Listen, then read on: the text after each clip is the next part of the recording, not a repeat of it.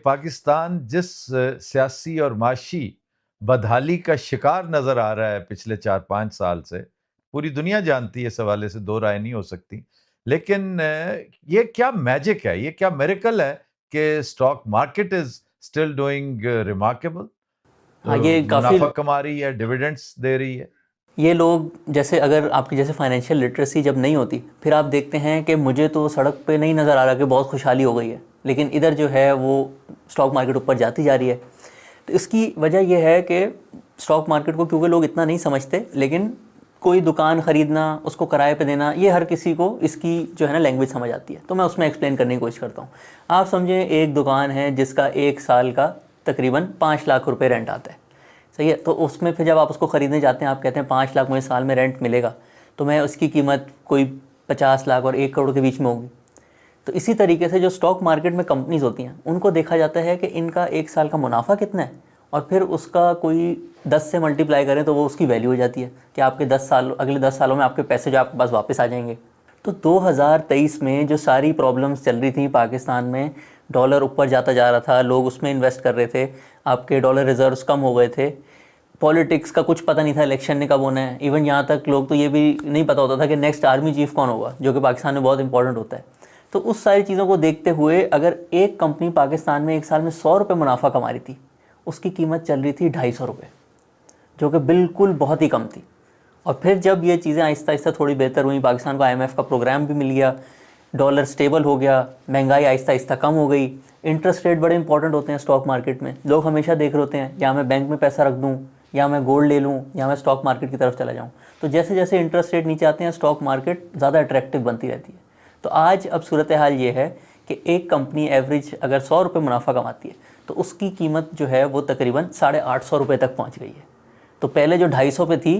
थोड़े से इस 2-3 सालों में कंपनीज ने अपने प्रॉफिट भी बनाए, और फिर जो उसकी कीमत बहुत ही आर्टिफिशियली लो हुई हुई थी, उसको लोगों को आहिस्ता आहिस्ता जैसे कॉन्फिडेंस आया, तो वो अपनी असल कीमत के करीब चली गई। और ये वैल्यू इन्वेस्टिंग का नंबर 1 असूल है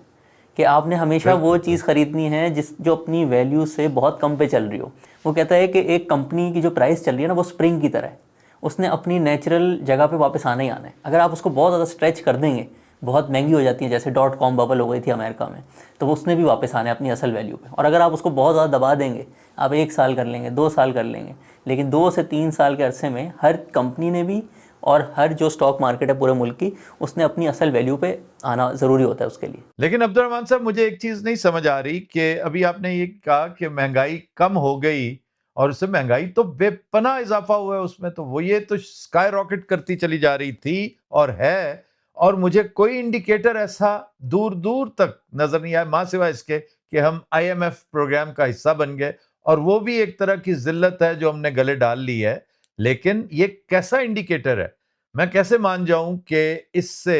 स्टॉक मार्केट की सेहत पे अच्छा असर पड़ा है? इसमें बिल्कुल ये बात बिल्कुल ठीक है कि आप 3 साल पहले देखेंगे तो आज कीमतें जो हैं डबल तो हो गई हर चीज़ की,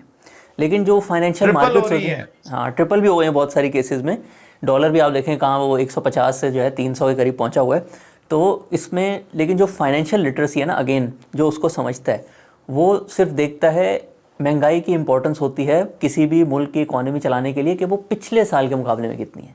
तो वो आजकल जो है 5 और 10% के बीच में चल रही है। और हर सेंट्रल बैंक जो होता है किसी भी मुल्क का, उसने इंटरेस्ट रेट उसके आसपास रखना होता है जो पिछले साल की महंगाई हो, सिर्फ 1 साल की। तो अगर किसी मुल्क में, जैसे श्रीलंका में बहुत ज़्यादा महंगाई हो गई थी 1-2 साल, जब उनकी भी करेंसी वीक हुई, लेकिन फिर जैसी चीज़ें स्टेबलाइज हुई और पिछले साल के मुकाबले में सिर्फ जो है कीमतें इतनी ज़्यादा नहीं बढ़ी, तो वो इंटरेस्ट रेट नीचे आने लग जाते हैं। और पाकिस्तान में ये इंटरेस्ट रेट अब ऑलमोस्ट 10% पे आ गए हैं। और ना एक, जो लोग इसको देखते हैं स्टॉक मार्केट को वैल्यूएशन पॉइंट ऑफ व्यू से, एक फार्मूला, ये मैं जब हम लोगों ने अपनी कंपनी स्टार्ट की थी, क्योंकि हम लोग डेटा पे बहुत ज़्यादा जो है ना फोकस करते हैं, यही आपको कन्विक्शन देता है, आपको बताता है कि हिस्ट्री में ऐसे हुआ था तो आगे भी ऐसे होगा। तो एक फार्मूला है जो पाकिस्तान में बहुत ज़्यादा फिट होता है, और वो है कि आपका जो पी रेशो, जो मैंने अभी आपको समझाया ना, अगर एक कंपनी 100 रुपये कमा रही है तो उसकी सही कीमत क्या हो सकती है, वो होती है 20 माइनस इंटरेस्ट रेट्स। तो जब आपके इंटरेस्ट रेट बहुत ऊपर गए होते हैं, सब जो है बैंकों में पैसे रख रहे होते हैं, और वो जो पी रेशो होता है, 100 रुपये मुनाफा कमाने वाली कंपनी 400 पे मिलती है, 500 में मिलती है, तो ये जब 10% आया, तो आज अभी भी हम 10 पी रेशो पे हमें होना चाहिए, हम तकरीबन 8.5-9 पे चल रहे हैं। और अच्छी बात ये है, मैं आपको एक एग्जांपल देता हूँ कि चलें, ये तो एक मैंने जैसे स्प्रिंग समझाया, स्प्रिंग बहुत दबा हुआ था, अब अपनी नॉर्मल स्टेट के करीब करीब आ गया। हम अगर लंबे अरसे पे देखते हैं तो फिर ये स्प्रिंग का स्ट्रेच होना या दबना ये सब ख़त्म हो जाता है। लंबे अरसे पे अगर आप देखेंगे तो स्टॉक मार्केट की वैल्यू सिर्फ एक वजह से बढ़ती है, वो ये होता है कि उसके अंदर जो बिजनेसेस होते हैं ना, वो अपनी वैल्यू बढ़ा रहे होते हैं, वो प्रॉफिट कमा रहे होते हैं, नए प्लांट लग रहे होते हैं, कोई और कंपनी खरीद रहे होते हैं, या लोगों को जो मुनाफा होता है वो डिस्ट्रीब्यूट कर रहे होते हैं। तो अगर हम बहुत लंबे अरसे पे चले जाएँ, 25 साल का डेटा देखें, तो पाकिस्तान के एक एवरेज बिजनेस का रिकॉर्ड है कि वो हर 4 साल में अपने प्रॉफिट डबल कर लेता है। यानी कि अगर उसका पी रेशो जो है ऊपर ना भी जाए, एक जगह हम रोक भी दें उसको, तो 4 साल में उसकी वैल्यू डबल होनी ही होनी है। तो इसी तरीके से पिछले 20-25 सालों में इतने मसले हुए, पाकिस्तान की आप 25 साल की एवरेज ग्रोथ भी देखेंगे ना, वो कोई 4% बनती है, और इन्फ्लेशन जो है वो भी 10-11% की एवरेज है। लेकिन फिर भी जो हमारा इंडेक्स है वो 1000 का होता था 1999 में, और आज वो 1 लाख ऑलमोस्ट 90,000 पे पहुँचा हुआ है। और इसमें पी रेशो चेंज होने का रोल बहुत कम है। असल वैल्यू आई है कि एक बिज़नेस जो 1 रुपये कमाता था, अब वो कोई 100-150 रुपये कमा रहा है। तो टाइम के साथ साथ जैसे जैसे पैसा अपनी वैल्यू लूज़ करता है, बिजनेसमैन उससे भी ज़्यादा पैसे बनाते हैं। तो ये आपके लिए बहुत अच्छा है। और बल्कि मैं साथ साथ यही बताऊंगा कि लोगों को इन्वेस्टमेंट क्यों करनी चाहिए।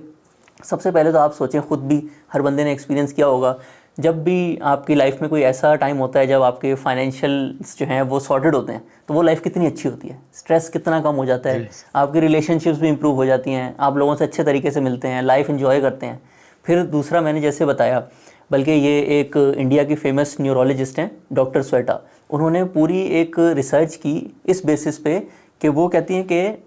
हर इंसान जो है ना, रोज़ कोई ना कोई उसके माइंड में थॉट्स आते रहते हैं, लेकिन वो अपने कामों में उलझा रहता है और वो उन चीज़ों को भूल जाता है। तो उन्होंने बहुत सारे लोगों को इकट्ठा करके उन सबको कहा कि आपके माइंड में जो भी थॉट आए ना, कोई भी परेशानी आए, आपने फ़ौरन लिख लेनी है, ताकि पता चले कि इंसान असल में सोचता क्या है, कौन सी चीज़ उसको परेशान करती है। तो जो 3 चीज़ें सबसे ज़्यादा परेशान करती हैं इंसान को, एक होती है उसकी हेल्थ,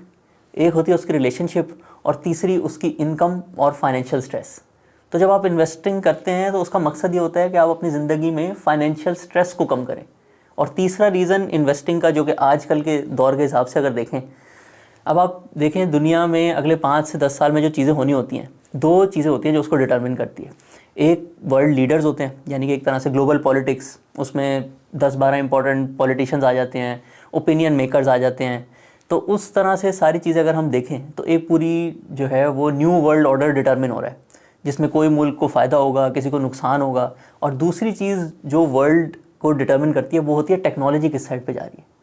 तो आपके ग्लोबल लीडर्स आप इस टाइम पे देख लें, या आपकी जो एआई की टेक्नोलॉजी आ रही है, वो दोनों आपको बता रहे हैं कि अगले 5 से 10 सालों में आपके जॉब जाने के जो चांसेस हैं ना, वो हाईएस्ट पे हैं,